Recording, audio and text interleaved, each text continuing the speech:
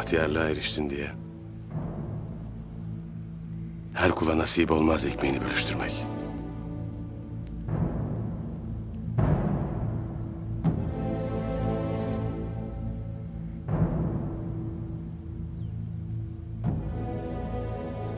Bacılar, şu kuzuyu getirin de kendimize gelelim.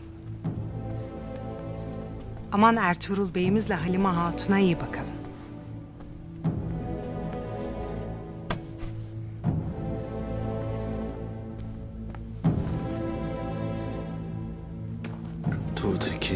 Tuğtekin.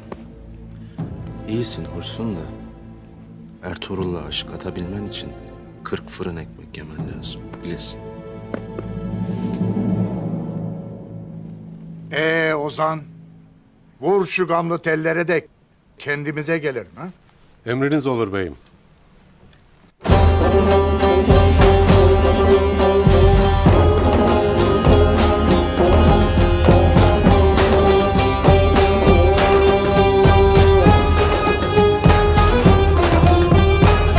Sefer düştü Gürcistan'a, bizim ile gelen gelsin.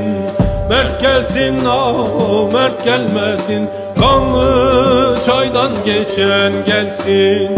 Sefer düştü şu Moğol'a, bizim ile gelen gelsin. Mert gelsin, mert gelmesin, kanlı çaydan geçen gelsin. Mert gelsin, mert gelmesin, kanlı çaydan geçen gelsin.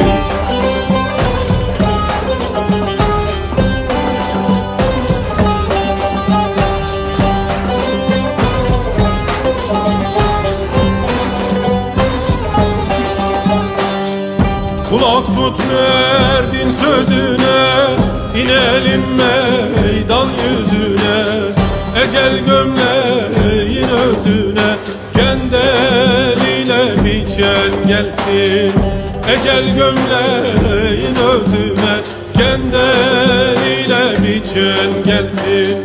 Dinleyin yiğit sözünü, çekerim güzel nazını.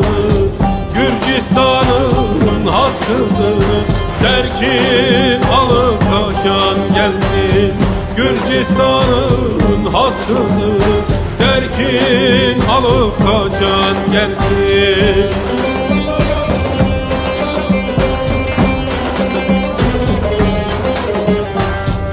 Kılıcından akan kanı, şerbet edip içen gelsin.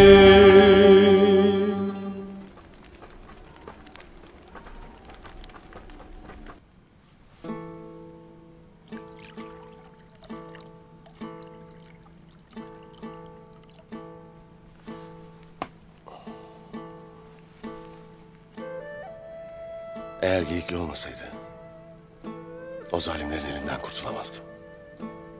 Nasıl bir bu Geyikli? Bayır bucak Türkmenlerinden. Dağları, ormanları, ovaları kendine mesken edinmiş. Dur ben açayım. Ver.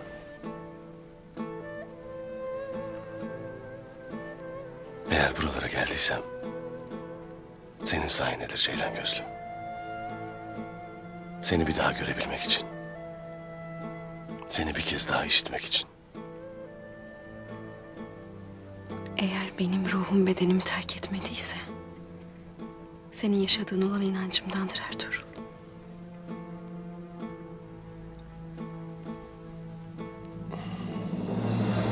Ertuğrul? Ertuğrul. Sakın kimseye söyleme. Sana ne etmişler böyle yiğidim? Sen bu ile nasıl pusat tutarsın?